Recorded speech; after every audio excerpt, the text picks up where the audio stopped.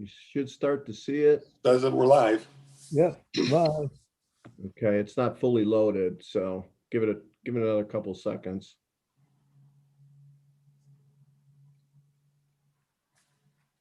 Do your Okay. television. Do it. 3, 2. There it is. We're good? We are good. All right. Good evening, everybody. Welcome to the May 19th, 2021 Mayfield Board of Education meeting. Mr. Snyder, can I have a roll call, please? Bernaro, Here. Ms. Grosek, Here. Mr. Hess, Here. Mr. Hughes, Here. Mr. Teresi. Here. Thank you. Tonight we have got some wonderful things to go through tonight. We have Students of the Month. We have some honors for some students. We have a presentation from Gates Mills Elementary School, and we have tenured teachers we want to talk about. So let's get underway. We're going to start with our Students of the Month. I think it's the first time, I believe, I just did a quick poll, didn't go back into the records, but I think it's the first time we have twins for Student of the Month. We have Ashton and Ethan Kroniski. Did I say that right? Right? All right. So Dr. Kelly's going to read something about both of you. All right, you are indeed correct, Mr. Farnell. I think this is the first time we've had twins for Students of the Month. That's awesome.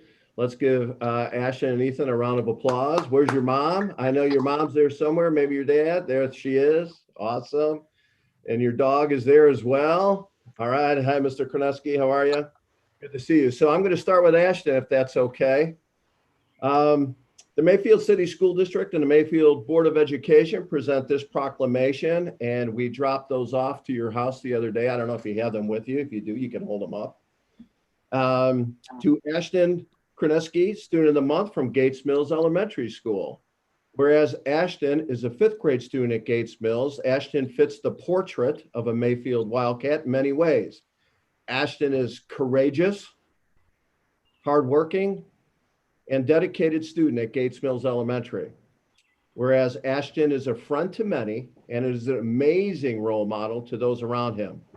The teachers at Gates Mills Elementary can count on Ashton to get jobs done and know that they will be completed to the best of his ability. Whereas Ashton can be found playing outside with his friends and encouraging them, especially when it comes to playing football. That's good. We'll be looking forward to you in the future. And Ashton, I'm a football guy myself. So that's cool, which is one of his favorite games to play. Another passion for Ashton is his dogs, Bella and Zoe. Not only does Ashton love talking about them, but he enjoys writing and researching about pugs, and those pugs are cute, that's for sure. Whereas Ashton has made such tremendous gains through his elementary school career that will make him successful in the rest of his life. Whereas Ashton has an extremely kind heart and is extremely generous to his family and his friends.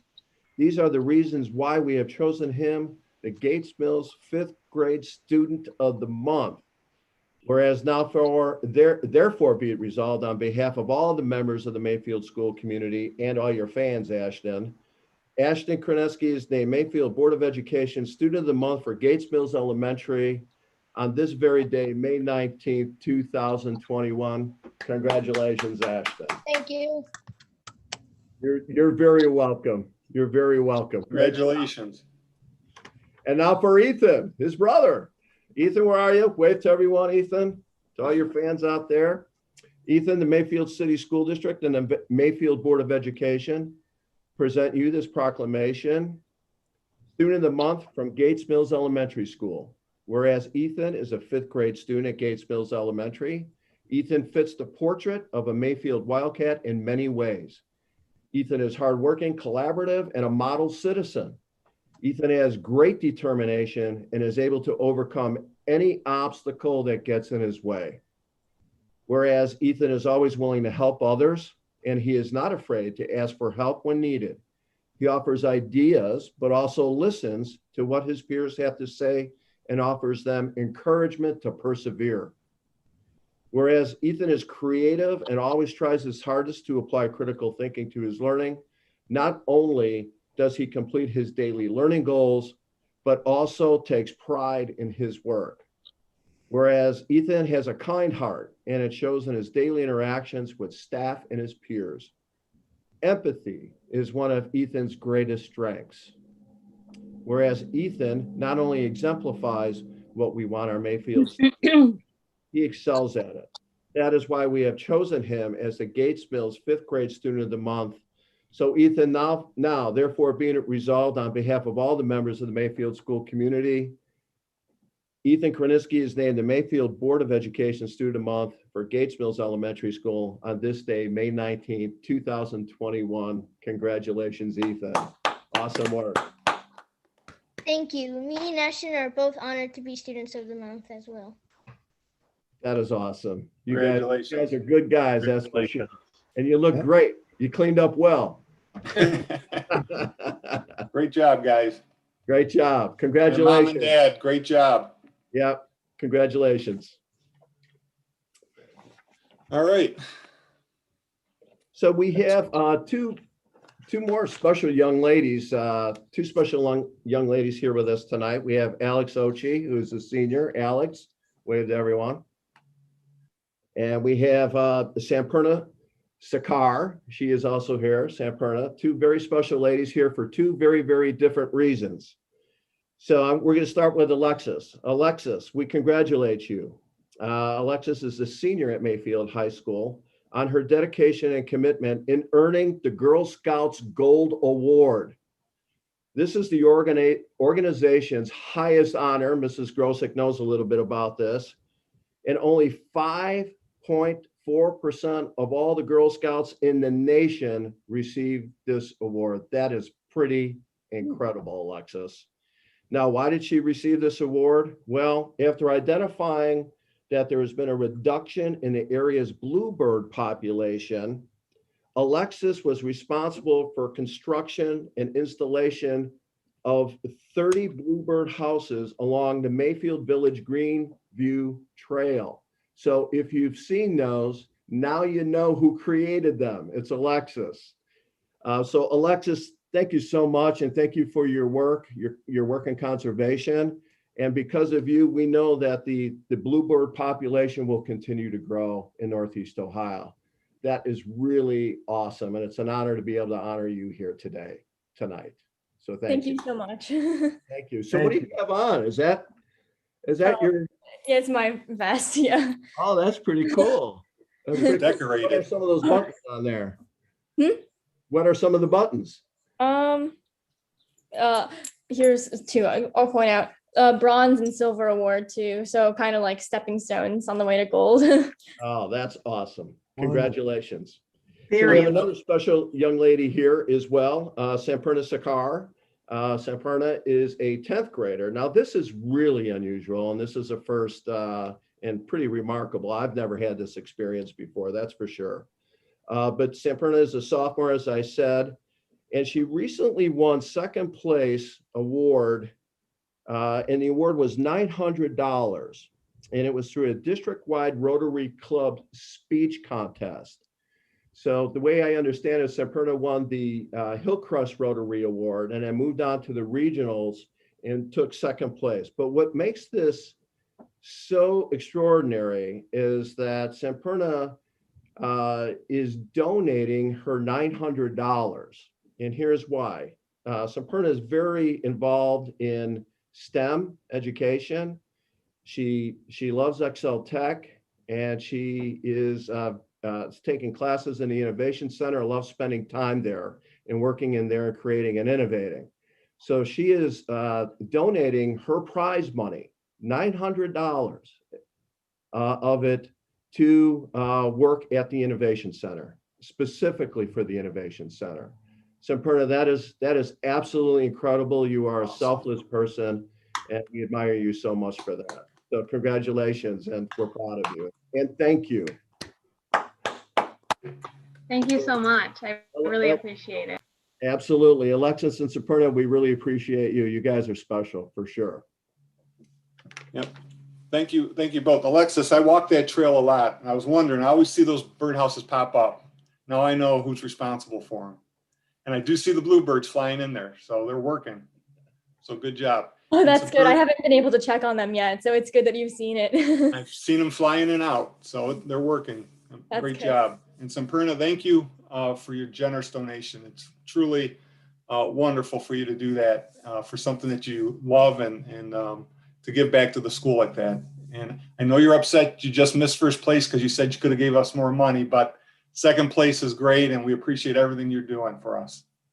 And Yeah, keep up thank the you good so work. much. I'm excited to see what sort of impact that makes on the future of the Innovation Center. Good. Thank you. You're both great. Awesome. Our next item is for the Gates Mills Elementary School building presentation. I will hand it over to Mrs. Ravita. If you want to introduce who's going to be speaking first, or Yeah, I would love to. Okay. First of all, I just want to say, Ethan and Ashton, we are so proud of you.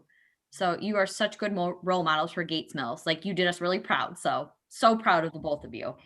So we are going to start with Mrs. Michelle Panyathong. She is our fourth grade teacher.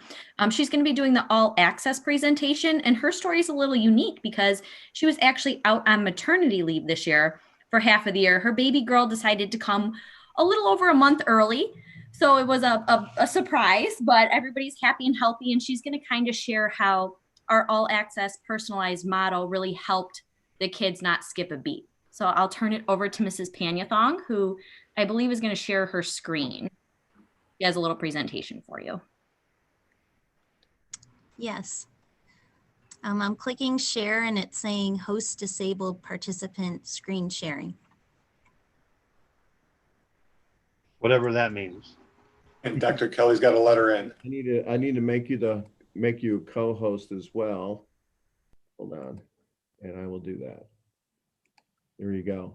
And by the way, Samperna and Alexis, if you guys have homework and work to do, you can stay on, you cannot. It's up to you guys. Same for Ethan and Ashton, probably, yeah, too. They there. Oh, cool. All right. Can you see my screen okay? We got it. Yep. Wonderful. Like you. Well, hi, my name is Michelle Panyathong. I'm the fourth grade teacher here at Gates Mills Elementary. I'll be discussing how our all-access personalized learning model made for an easy and flawless transition during my maternity leave this school year. We have been utilizing the all-access learning model for quite some time now. This model was even more vital as we return to learn this school year to make sure that all the students had access to the curriculum in a personalized way. Reflecting on Mayfield's academic vision of all access learning, I determined that I needed to generate new ideas on how to reach my students' unique needs, whether they were learning from home virtually or in the classroom. With Schoology as our innovative learning space, I was ready to create a tool that students could utilize to help them set their own goals and to learn at their own pace, to really personalize their learning. I created an organized method for my students to keep track of their learning goals and work at their own pace in a more personal way. On Google Docs, I crafted a document that students accessed on Schoology each day that outlined their day by subject, pinpointed their goals, gave them questions to answer to help them think deeply about their learning, and a space for them to keep track of their progress by virtually checking off that their work was complete. And here's an example of what one of those lists looks like. Virtual students and students who were physically in the classroom all had access to this document, which became their daily routine to refer to it throughout the day. So you could see how our day began with morning meeting and setting goals for the day and the week. Then we moved on to our language arts and social studies block, where I would post mini lessons and projects and activities for students to work on. Extensions and free choice for students that finish their goals for the day. And then in our math block, also mini lessons that I recorded using Screencastify and other questions for students to think about. So everything was embedded in one document. To help students keep track of their long-term goals, our third grade teacher created this goal sheet on the right for students to use on a weekly basis. We use this self-monitoring tool as a building. My class had their goal sheet attached to their desk divider, and they used it daily as a visual and a tangible way of monitoring their progress toward their goals. Goal setting became an integral part of our morning meetings. Students set their short-term goals for the day and also their long-term goals that they would like to accomplish by the end of the week. We celebrated each student who reached their personal goals throughout the week as they worked at their own pace.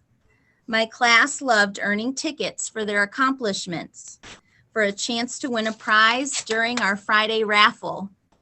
Blue tickets were given for achievement of short-term goals, and the gold tickets were awarded for achievement of the long-term goals.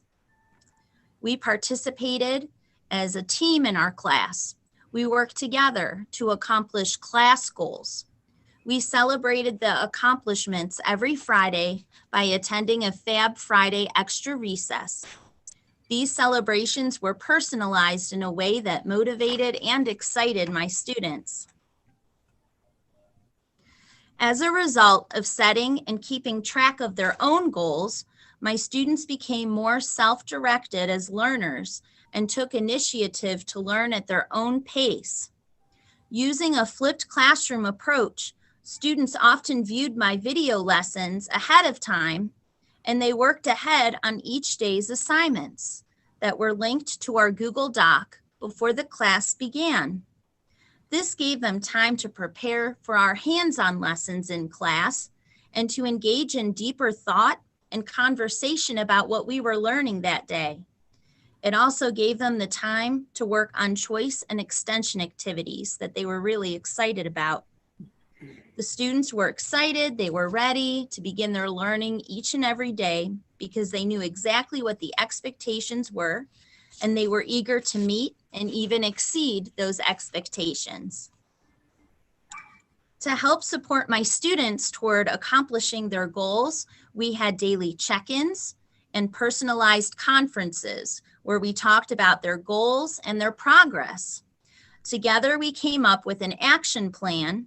We pinpointed strategies that would help them experience success. On October 15th, I found out that my baby girl was arriving earlier than expected.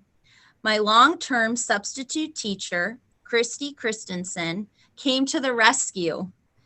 She and my students wished me good luck as my baby girl, Ella May, was born the next day. This is Ella on the day she was born, 4 pounds, 7 ounces. She was 27 days early, but as you can see at 7 months now, she's happy and thriving. Beautiful. Christy quickly filled the role of 4th grade teacher, and she continued the all-access personalized learning structure that I had established with the students. Christy continued the routines of student goal setting, progress monitoring, and personalized check-ins. My students didn't miss a beat between me and Christy as their teacher because this learning structure allowed them to learn at their own level and to set their own goals. I returned from maternity leave in March, and I was so happy to hear how much my students have grown and accomplished, and also how motivated they were to achieve their goals. This school year, well, it had its challenges, but the personalization of all access learning helped my students to reach new heights in their learning. I can tell from their growth in their STAR test scores and from my observations of their growth in reading and in math that they did not let the pandemic hold them back from learning this year. All access learning has always been important, but this year especially. It has made all the difference in keeping the love of learning alive for my students and to help them grow in their learning. And you could see with their thumbs up, they're very excited about all of this in the year that we had. Thank you. Great presentation. Very nice. Very nice. Very good. The baby's beautiful. I'm glad she's doing well. Thank you Great so job. much. We're Great so job. happy to be first-time parents. Oh, It's yeah. awesome. Congratulations. Thank Truly you. incredible. Those kids did not miss a beat because of personalized learning and the way Mrs. Pan uses it. You would think with COVID and your teacher being out for several months, I mean, these kids, the growth, it's just incredible. So kudos. I'm so happy with the goal setting for kids at these younger ages, because it's going to just help them as they go along in life through the rest of their school, to college or whatever they do, to be able to have that in their mind, to just know that they got to set goals and try to achieve them, long and short-term goals, and to do that at this younger age and let them understand this. I think it's awesome. So great job.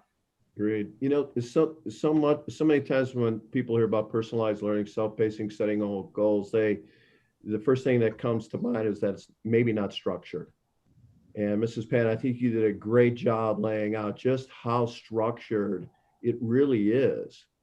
You know, that they're being guided all the way through and instructed all the way through. So great job, great explanation.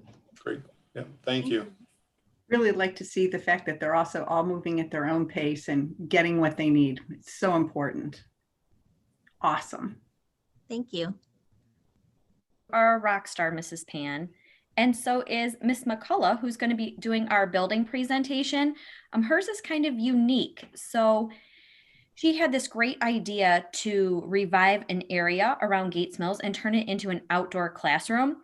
And it could not have been better timing with COVID hitting and having an outdoor learning space. And I'll show you a quick video of it before Miss McCullough jumps in. It is truly incredible. One word that comes to mind when I think of Miss McCullough is just grit and determination.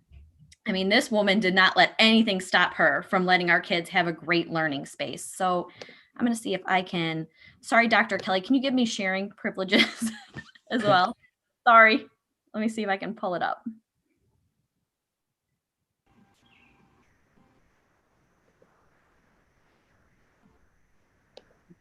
Let me see if I can. Can everybody see my screen? We got it. Yep. Sure, here we go. I wanted to take this opportunity to share something kind of unique and neat about our building that you may not know about, and that is our outdoor classroom. So going back to last school year, our fifth graders raised $500 to donate a gift towards our school. This is an annual tradition of our fifth graders. So they decided that they were going to revive our outdoor classroom so students can learn outdoors as well as inside. So unfortunately, COVID hit and our fifth graders didn't get very far along. They cleared some branches and things like that, but our staff really stepped up, led by Miss McCullough, our fifth grade teacher, and they worked tirelessly over the summer, and they actually cleared the area and they helped the fifth graders' vision come to life. And as you can see in this picture, they created our outdoor classroom. The space is approximately around 900 square feet, and it allows for 30 desks. As you can see, those little trees are desks for students, and they're 6 feet apart. So this is a nice area where it's safe for students, and it provides a sense of normalcy because they don't have to wear their masks when they go outside to learn, because they are 6 feet apart and they're outside. And it's also a great place for their imaginations to run wild as well. So I'd like to take this moment to have you hear from some of our fellow students about why they love this space so much. Hi, my name is Ollie, and I really like the Gates Mills outdoor classroom because you get to hang out without your mask on and you get to sit next to your friends. And it's a different way of learning compared to sitting in a classroom and watching videos on the whiteboard, and you get to see animals. Hi, my name is Aaliyah, and I'm in second grade at Gates Middle School. I like Gates Middle School and the outdoor classroom because my favorite things in the outdoor classroom is that we get to write and we get to read books, and it's really peaceful. And sometimes animals join our class, some chipmunks and squirrels.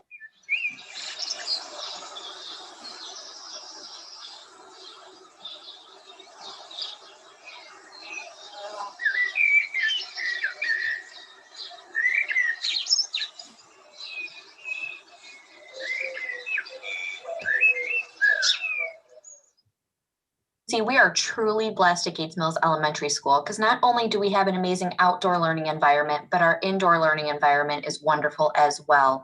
Here at Gates Mills Elementary School, each student has their own device, K-5, so they're able to work at their own pace and their own learning.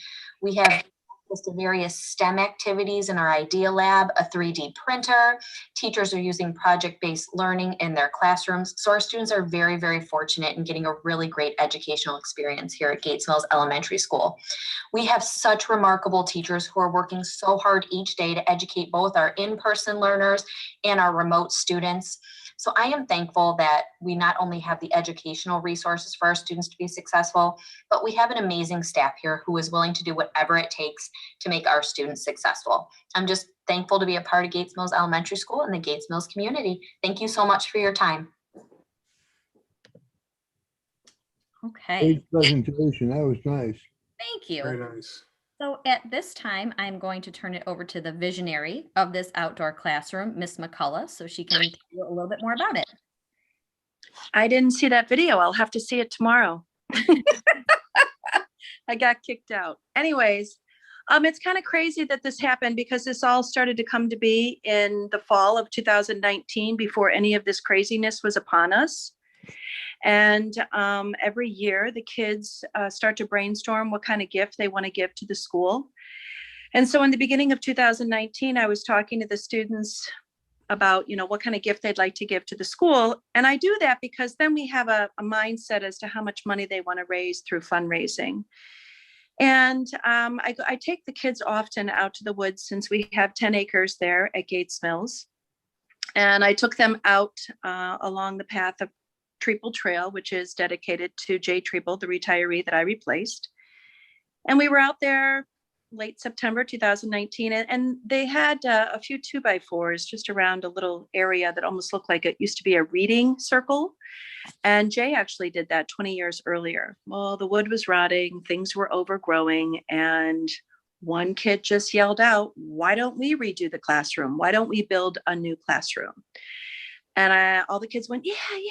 And that's exactly what I want. I want the kids to come up with this idea, whatever the gift is going to be for the school. So I said, okay, guys, then this is going to require a lot of work.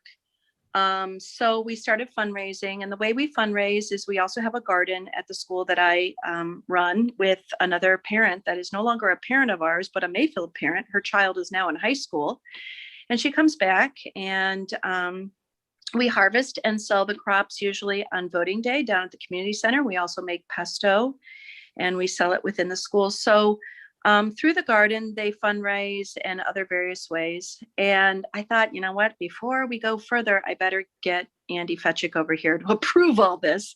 So I called Mr. Fetchick to come over to see the area. Can you guys hear me okay? Oh, yeah. Okay. And so Andy came over and he loved the idea. And he thought, let's do it, definitely go for it. And it seemed a bit daunting to be doing this alone with children. So I reached out to Ed Tehila over at the Horticulture Center as well. And I asked him if, his kids could ever maybe come over and work with my children on clearing the area. Because I'm thinking I have to clear this area with, 20, 10-year-olds. How is this going to be done? So we waited, and it was, I don't know if you remember, but in 2019, December was gross and January got a little warm. So I reached out to Ed in January and I said, can you come over and start clearing with the kids? He said, sure. So it was just so weird that I was pushing it because COVID hit in March, as we know, and I was just pushing for it to happen in January. And so he came over and we cleared a 30 by 30 area. So it's 900 square feet, and they started really helping me clear that area, the horticulture kids and my 5th graders. And it started moving forward. Well, we tried again in February, but February was lousy. And then boom, as you know, globally, just everything stopped. Everything came to a halt. And so we couldn't push forward with fundraising. We couldn't clear land. The kids couldn't have any of the end of the year fun activities that they normally have. And it broke my heart. It really made me sad, along with millions of other educators, I'm sure, across the globe. And so I started brainstorming, and I wasn't going to let it sit. I couldn't do anything about graduation. I couldn't do anything about so many of these things these kids couldn't do, but I could do something about starting this classroom up. I have a very strong relationship with the Amish community. So I reached out to them and I said, I need some help with some ideas for this classroom.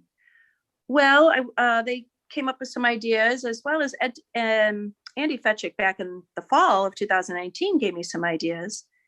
So I started pursuing this with an Amish mill, and I got 64 stumps and 32 3-inch slabs of wood. And I thought, you know, we're going to, of this 900 square feet, we're going to make 30 desks. And then I thought, with all of this COVID stuff, I better do it 6 feet apart. So I made them all 6 feet apart.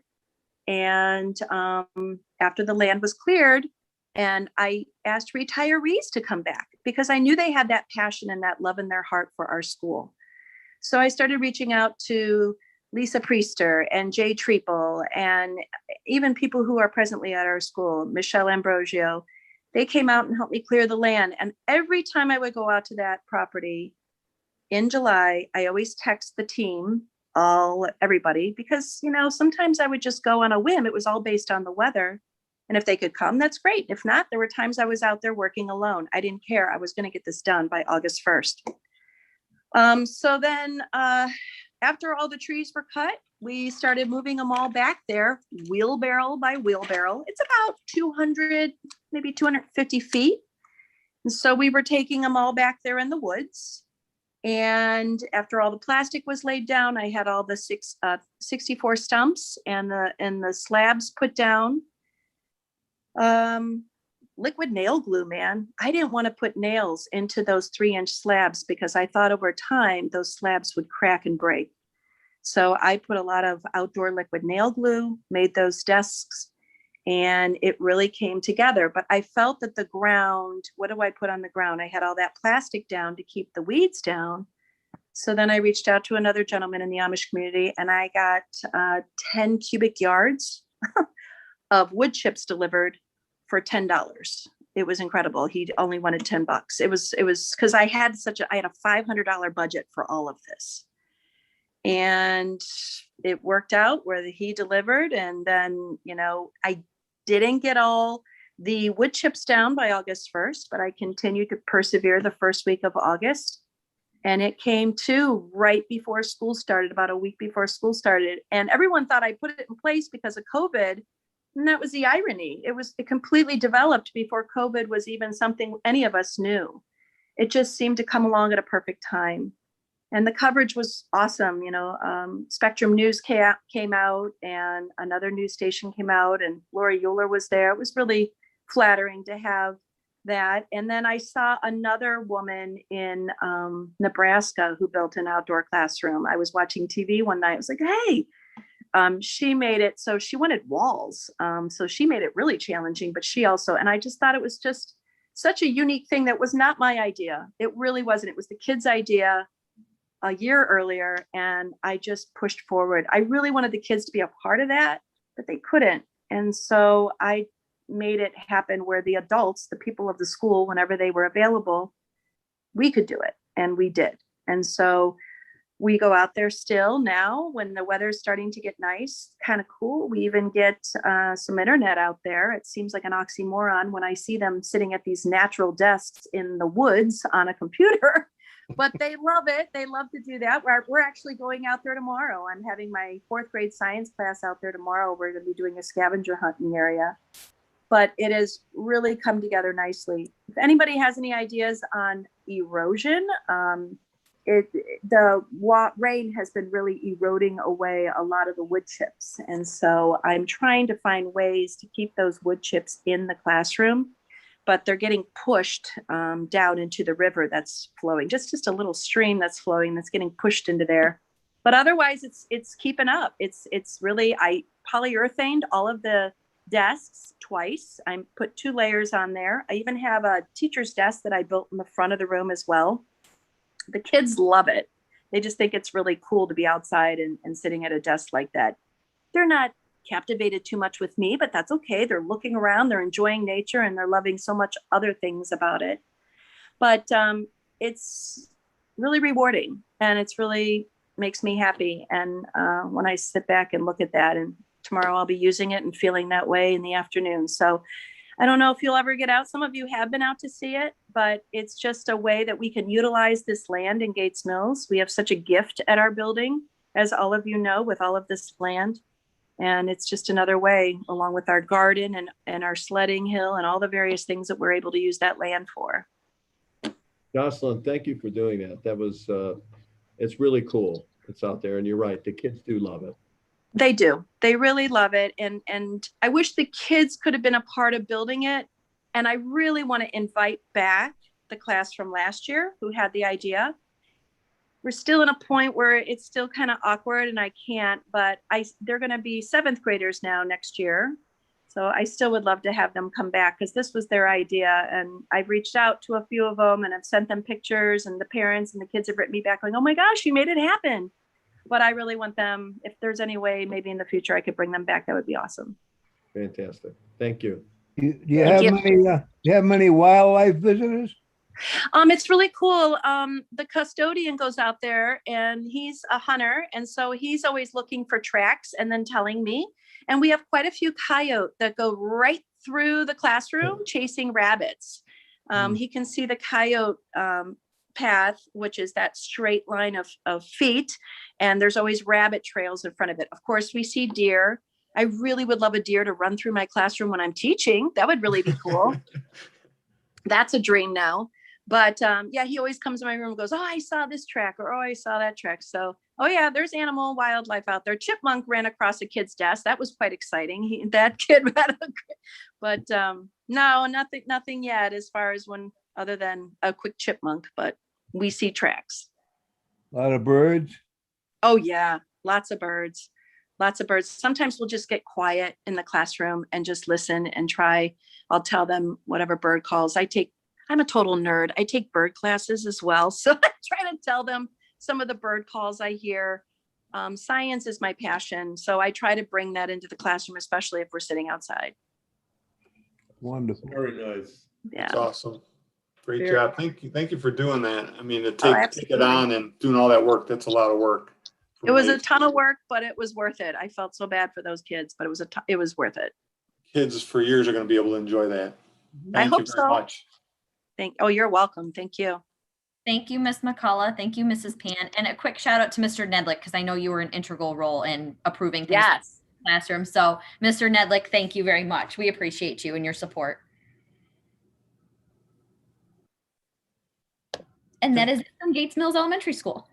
Thank you. Thank you. Thank you for the presentations. Great job. Ethan and Ashton, good job. Congratulations again. Thank you. And you don't have to hang around anymore to hear us. If you don't want to. You can go. Thank you. Bye. We'll see you at 5th grade graduation.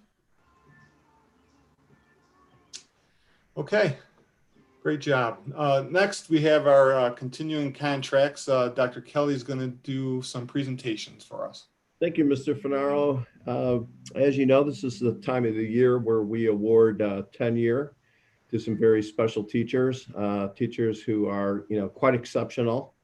They go through a rigorous evaluation process and other kinds of metrics, but at the state of Ohio, and they also submit narratives in which they talk about their experiences. So in honor of them tonight, I wanted to take a few minutes just to read a paragraph or two from each of their narratives to honor them, since we can't be in person having cake.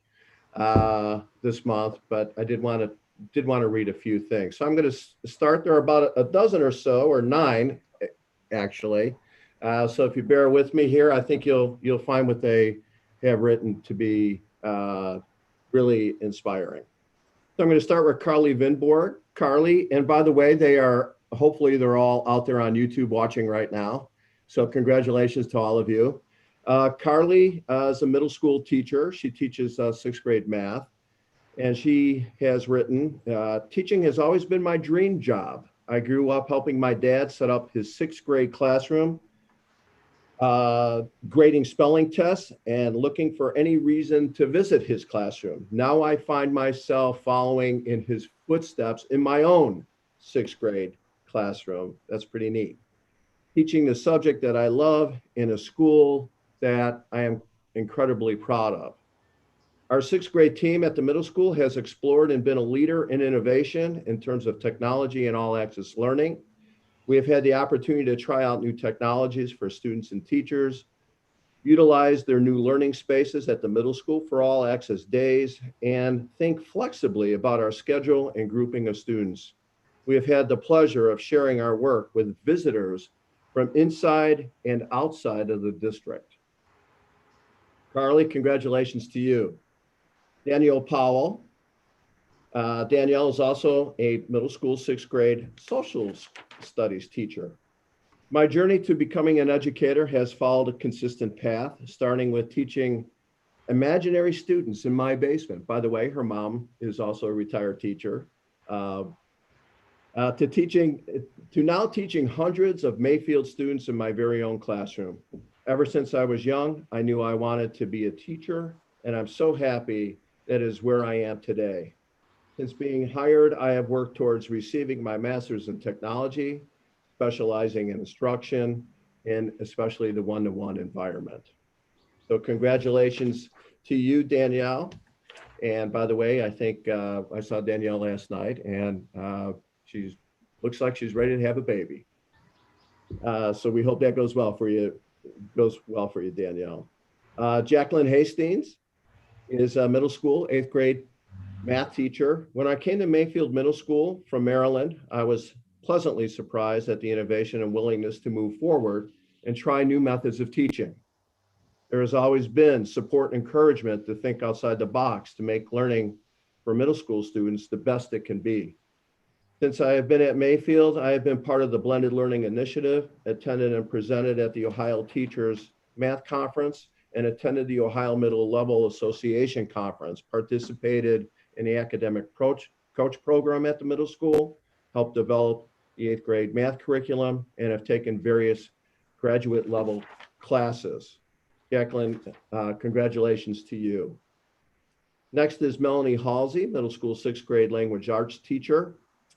I am honored to serve, Melanie writes, I am honored to serve my students and work with the administration, teachers, and staff here at Mayfield.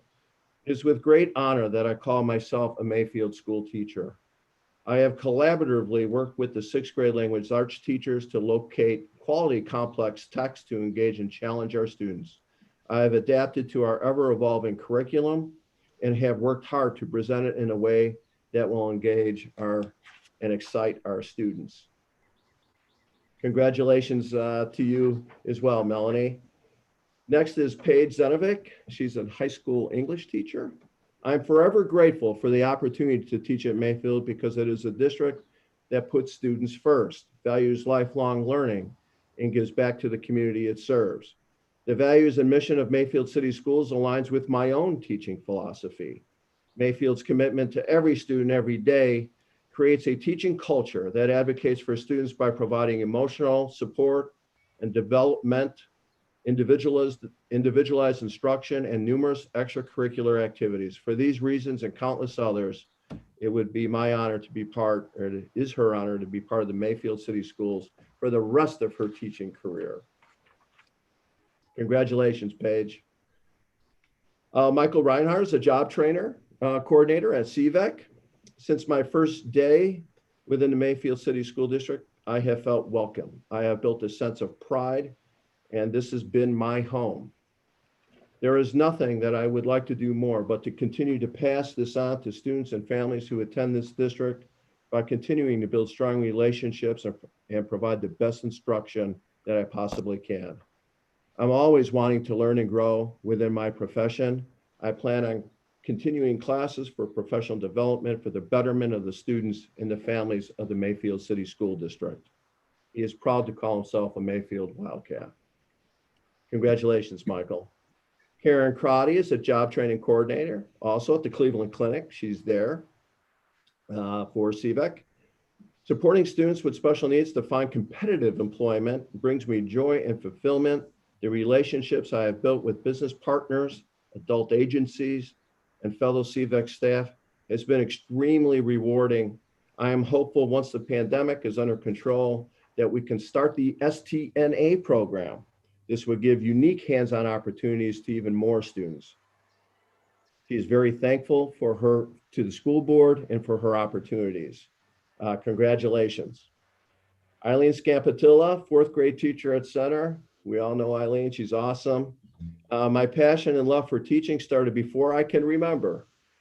And the impact that being an educator has had on my life is something that I find difficult to put into words. Some of the most rewarding moments have come long after the students have left my classroom. They often come when I run into former students years later and they share a story they remember about having me as their teacher. What I notice is that they usually do not mention anything about how I taught them long division or how to write a good essay. They remind me of the little moments that sometimes may seem insignificant in the busy day-to-day schedule and how much those little moments meant to them. That is so true. Congratulations, Eileen. And finally, I have Ashley Harris, second grade teacher at Millridge. I strive to be the best to serve my students as well as embrace the Mayfield vision. Over the years, I have adopted the all access teaching framework to allow my students to grow individually and be more able to personalize learning. To do this, I build relationships with my students and learn who they are, what they like, how they learn, and what they need to be successful. I enjoy being able to take time to get to know and teach each one of my students. One of my great joys of teaching younger elementary students is that I get to see and interact with them until they leave Millridge. Seeing my former students in the hall as they grow from second graders to fifth graders is an absolute delight. So all of these teachers, I think, really embody what Mayfield is all about. And it's just incredible. They're all incredible people, incredible teachers, and we appreciate all of you and congratulations. Thank you, Dr. Kelly. So with that, the important part here, we have to accept the continuing contracts. I'll make the motion. Can I have a second? I'll move. Roll call, please. Mr. Teresi, Yes. Mr. Finaro, Yes. Ms. Grosek, Yes. Mr. Hess, Yes. Mr. Hughes. Yes. Thank you. Congratulations to all those teachers. We really appreciate everything you do for our students every day, and welcome to the family. Continue with the family. Best and sweetest cake yet. Yeah. I thought Keith was going to send us a piece of cake for everybody to have to celebrate, but I'm just glad you all voted yes after I read all that good stuff. yeah, well, let's put it over the top. Just in case there was any doubt. Yeah. Congratulations again to all 9 of our teachers that made tenure. Our next item on our agenda is the president's announcements. I'll keep it quick tonight. I know we have a lot going on, but one thing I just want to mention is the way last year ended, the way it went down, and we weren't able to participate in a lot of these events with these students and these families to celebrate their school years and the ending of their school year last year. It's just nice to be able to get back after a year to be in person and celebrate some of these things. The CVEC graduation was awesome, Ms. Serino. They did a great job, the CVEC staff, with that. We were able to watch that on YouTube. And last night's excellence reception. I was very happy to be there, and as all the 4 other board members were there to be there with the families, to see these incredible kids and the stories they had for the teachers that they nominated. And then to be able to get back and get the Gates Mills 5th grade graduation and our upcoming high school graduation. So it's exciting after the year to be able to get back, to be able to put our suits and ties on and get out there, make sure they fit before we go after the COVID year. But it's exciting to see that we're getting back to some normalcy. And I wish everybody on here, probably if I don't see you, a great summer. You deserve it, enjoy it, and we'll definitely get back to it all again in August. The other item that we have on the president's announcement is just a reminder. This is a reminder to the public. We've had a couple questions over the last couple of weeks about our virtual meetings and complying with the legislation that authorized us with House Bill 197. And then it was reauthorized by House Bill 404, which House Bill 404 runs through June 30th. No word yet if they're going to extend that or not. The feeling, I think, is that it's going to probably just let go. But during this time that we've been doing virtual meetings, we have suspended public comments. We offered an alternate solution to that for the public to send their questions into the board office to be responded to. So I just wanted to remind everybody that, notice goes out at least a week before our meeting to let you know if it's virtual, where to send your questions, if you have any questions for the administration. So I just want to remind everybody just to look for that, and we will continue that as long as we continue with virtual meetings. The next item is our superintendent's announcements. We have our exit incentive participant retirees. I want to congratulate all 21, I believe it is. And I think Dr. Kelly has something to say. And thank you everybody for all the years you put in here at the Mayfield schools and the lives you've helped, and the students, for the teachers and the bus drivers that transported people. Just thank you for everything you've done, and we appreciate it, and we wish you all the best in your future. Yeah, thank you, Mr. Finara. I think we all want to reiterate that. We just want to thank all of you. I'm not going to read the list of names, but we just want to thank all of you for all of your dedication, your commitment, your energy, your love and your care for kids. It really takes all of us and all employees to make it run as well as it does. And we just thank you for all the years of service and everything that you've given to Mayfield City Schools. We know that you have dedicated a lot and sacrificed a lot, for the betterment of our students and our families and for each other. So we really appreciate that.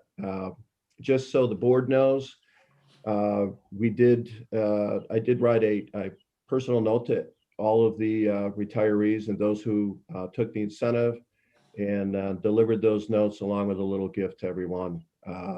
If I could find them. I couldn't find all of them. I was looking for Anthony Capora. Anthony, if you're watching, I know I caught up with you, but I appreciate the contact back on that one. But it was Anthony's a good guy. We appreciate him just like we appreciate everyone. So thank you all.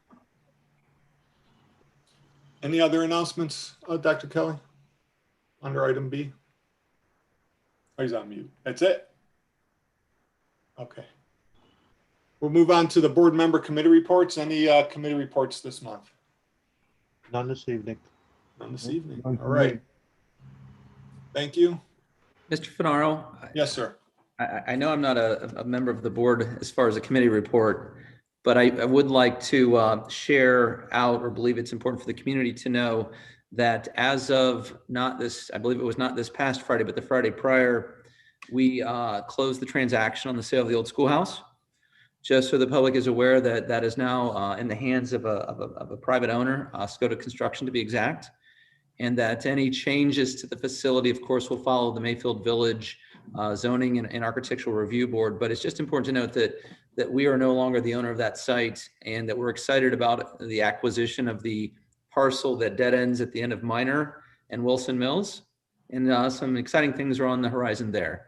I don't know if Mr. Nedlick would like to chime in, but we want to make sure that the community knows that's no longer our property. Oh, you covered it all, Scott. It's an exciting opportunity for all of us. Thank you, Mr. Snyder, Mr. Nedlick. Yeah, we're looking forward to it. It's been a long road. I know, Scott, you know a lot about titles now and transferring titles. Did a lot of work on that. We appreciate everything you've done with that. I was signing those papers. I felt like I was buying a house. All those papers you had. Next, our superintendent's consent agenda. We have items A through, oh, it's a long one, double B. I'll make the motion. Could I have the second, please? Second. Could I have a roll call? Mr. Teresi, Yes. Mr. Finaro, Yes. Ms. Grosek, Yes. Mr. Hess, Yes. Mr. Hughes. Yes.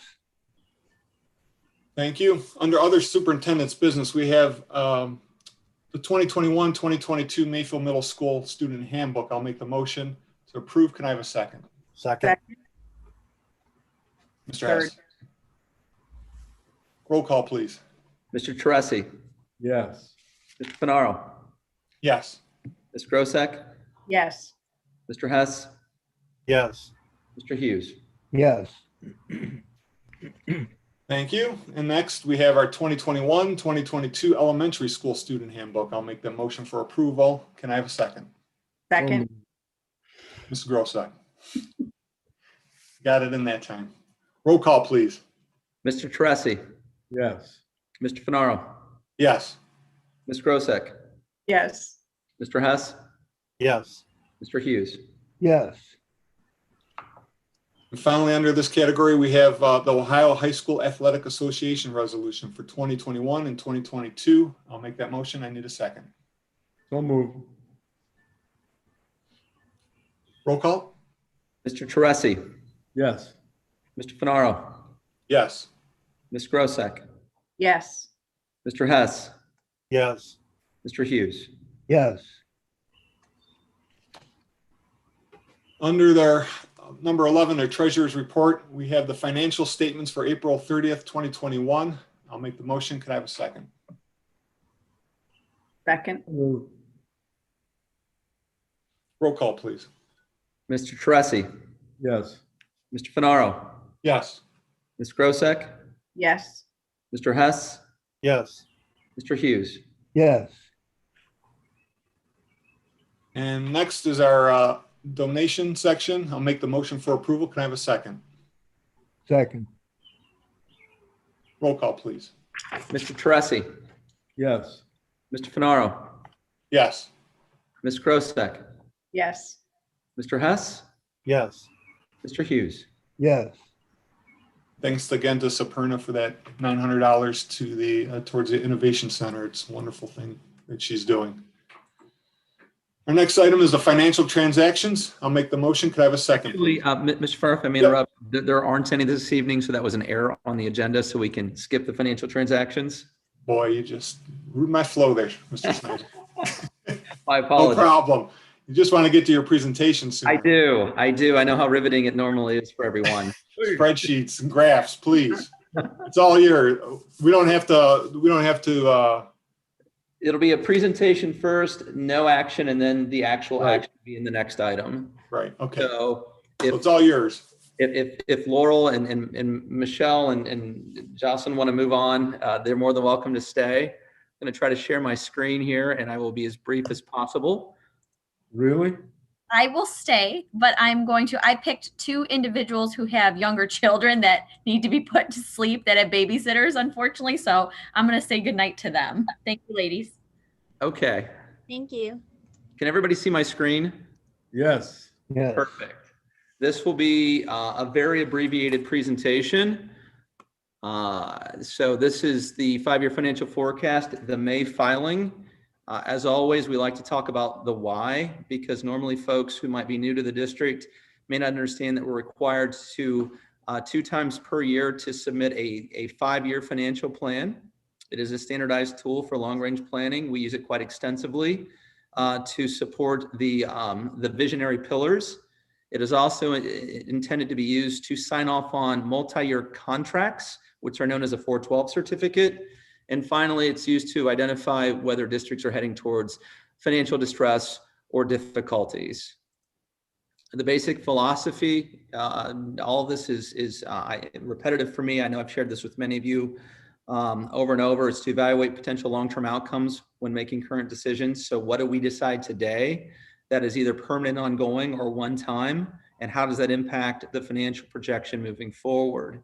It is a series of assumptions, estimates of future economic, legislative, and market conditions. I will tell you the pandemic is something that we're still trying to determine the overall impact, not only locally, how it's impacted our retail market, but also how it's impacted our housing market, how it's affected Ohio, and also how it's affecting the country in its entirety.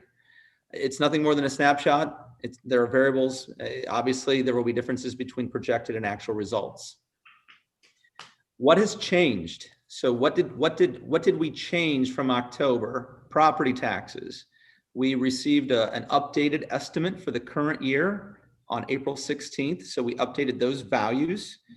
We also got estimates for next year. So for folks sitting out in the YouTube world, the County Budget Commission establishes the estimates, at least for the current year, and then when tax bills are mailed. So tax year 20, collection year 21, they're giving us that estimate. So they're providing that estimated collection for the district.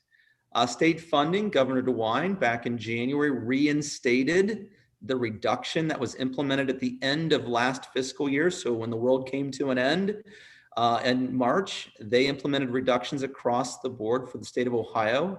Public education, primary and secondary, was not immune to those cuts.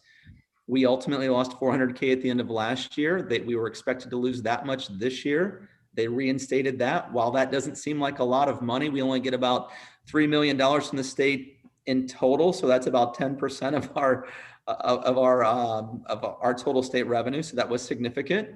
I also removed anticipated reductions moving forward because it seems to me as if the state is more comfortable with its revenue projections. And then finally, did not include the Fair School Funding Program. I know that Ms. Grosek reported out last meeting about her interactions with State Senator Dolan. And without knowing really if that's going to see the light of day, knowing that it was in the House portion of the state budget bill, the Senate still has its version to put forth. And of course, then they have to come to a conference committee or a compromise. So it's still yet to be determined whether that's going to materialize. On the expense side, we talked about the exit incentive participants. We did realize $200,000 of permanent savings. That's through attrition, not through the reduction of staff. So the difference between the outgoing salary or total compensation versus the replacement cost. And you'll see in a moment the ripple effect of all of this. But then, and that was approved on last meeting. And then finally, at last meeting, you approved the health insurance rates for next year, which were less than anticipated. So again, all of these have a material impact on the 5-year forecast moving forward. This graph, because you know I love graphs, just for the sake of simplifying what it means, the green shaded numbers in line represents the October forecast filing, and the blue shaded boxes in line represents the changes that are being filed in May. Just to jump to the end of the forecasted period, which is the number clear to the right, we were projecting a $39 million ending unreserved cash balance in fiscal year 25. That has increased by $4 million to 43.1 based on the items that I just identified on the previous slide. So what you're seeing there is accumulation or a cumulative effect of those actions, which please know if we see a downtick, say that we see a huge taxpayer, heaven forbid it be Progressive Insurance, you would see the reverse impact of that.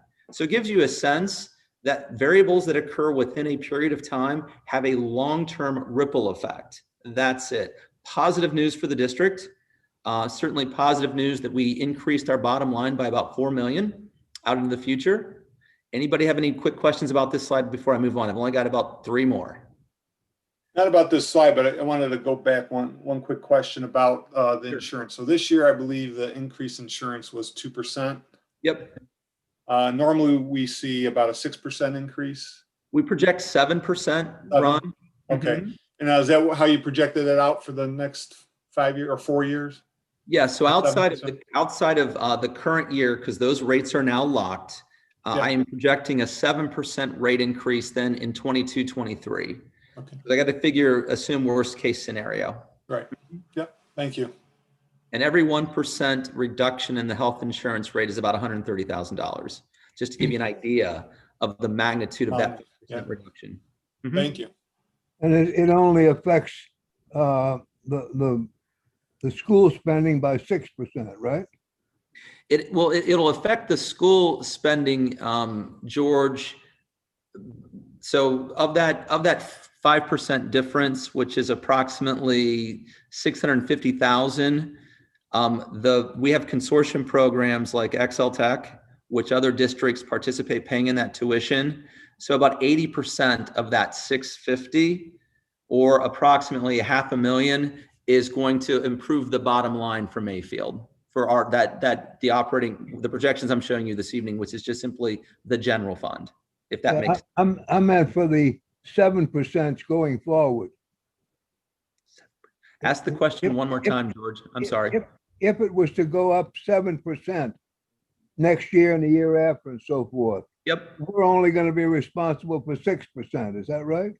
No, we're responsible. Well, yes, because we pay 90% of the premium cost. So roughly 10% is paid by the employee. So actually be like 0.7.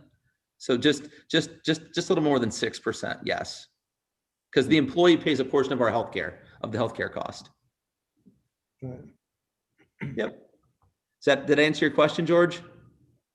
Pretty much. Yeah, I thought we had locked in with our agreement that we would not, that our portion would not go up more than a certain percentage. Yes, that's 7%, George. Up to 7%. We split, 7. Okay, I thought it was that cost. Yep. And then in anything greater than 7% is 100% paid by the employee. Okay, so it was 7%, not 6% then. Correct. All right, that's where I was confused. Thank you. That's okay. So this is just simply looking at the updated forecast. And the only thing that I want to point out on this slide is we begin deficit spending in 22-23. That is typically the first warning sign when we need to be considering additional resources.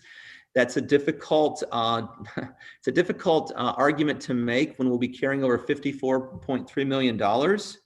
But those are one-time resources. And as you can see, this thing begins to escalate out in the future because the red bars begin to exceed our revenue, which are the green bars, at a much larger spread. In looking at this in millage terms and extending this out until we project our first end of year deficit, you can see that if we allowed this thing to run without any adjustments in expenditures, in order for us to make up this operating deficit, it would take 14.64 mils.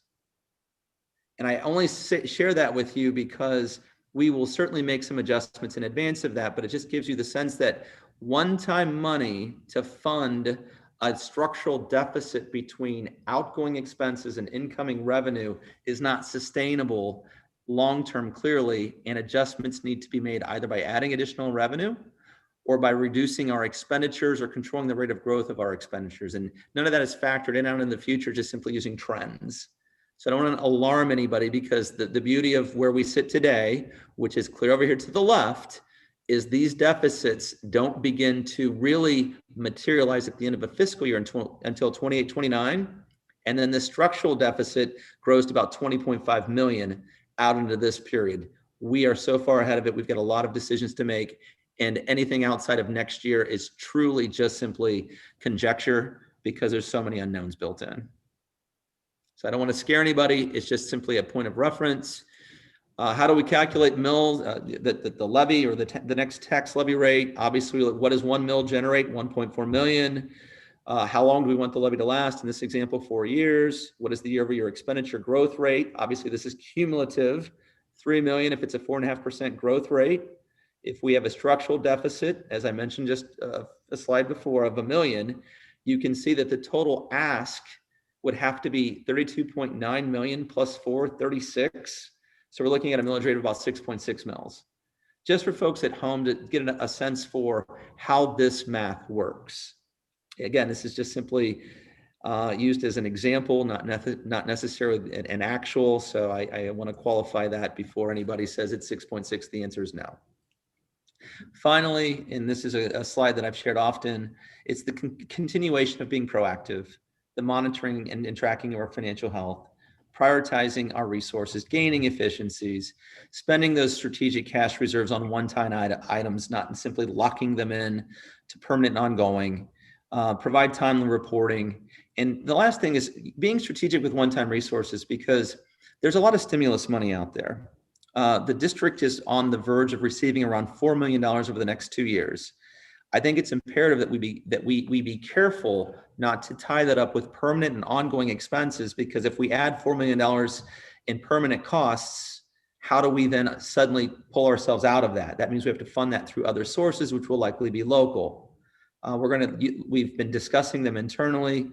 Kudos certainly to Keith and the cabinet, because we're talking about what are the strategic uses of those one-timers so that we don't find ourselves falling into the trap of essentially accepting one-time resources from the feds that have permanent and long-lasting consequences.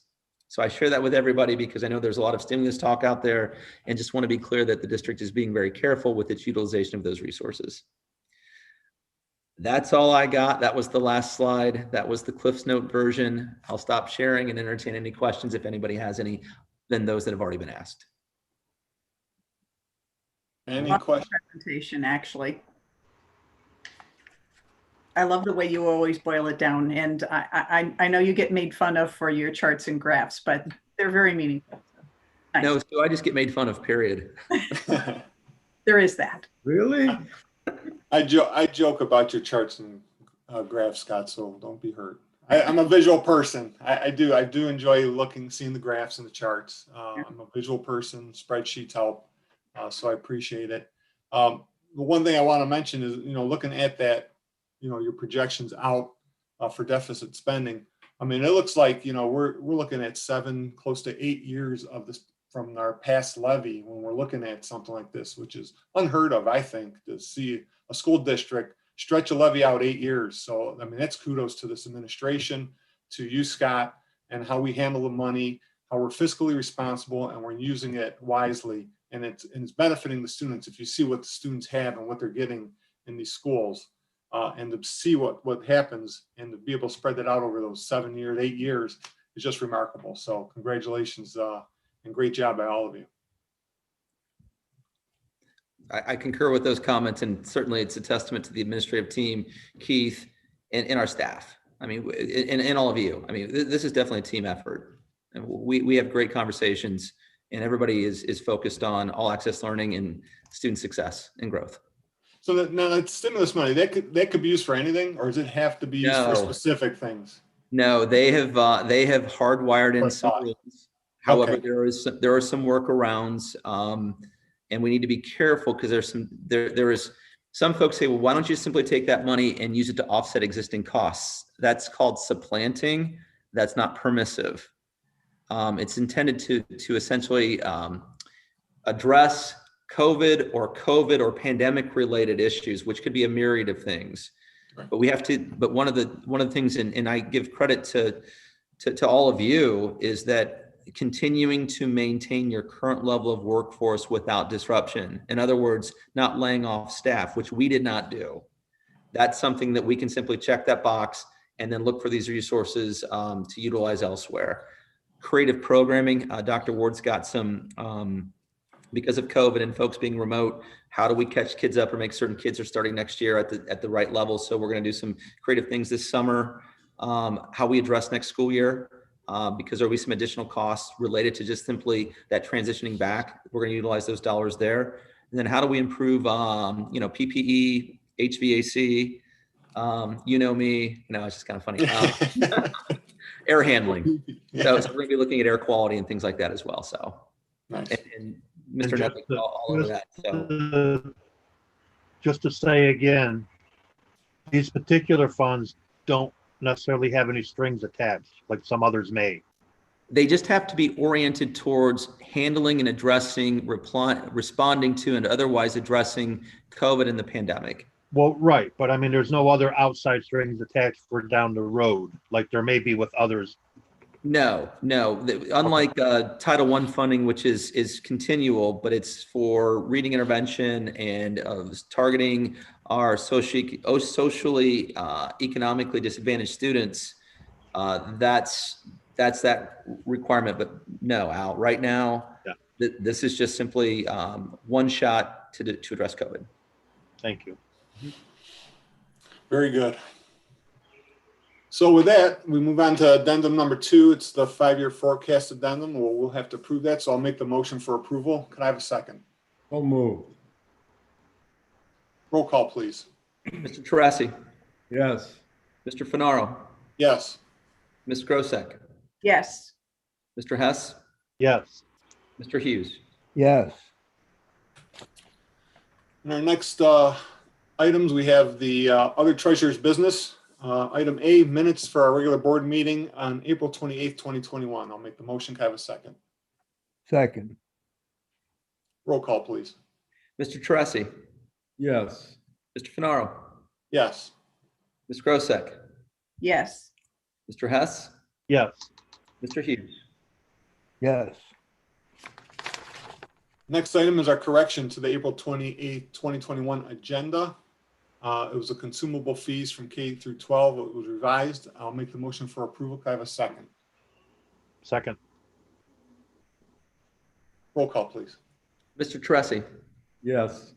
Mr. Finaro, Yes. Ms. Grosek, Yes. Mr. Hess, Yes. Mr. Hughes. Yes. Next item is a Educational Service Center of Cuyahoga County Services for the 2022-23. Addendum number 2. I'll make the motion. Can I have a second, please? So moved. Mr. Terrassi. Roll call, please. Mr. Terrassi, Yes. Mr. Finaro, Yes. Ms. Grosek, Yes. Mr. Hess, Yes. Mr. Hughes. Yes. Item D, Construction Manager at Risk, addendum number 2. I'll make the motion. I need a second. Second.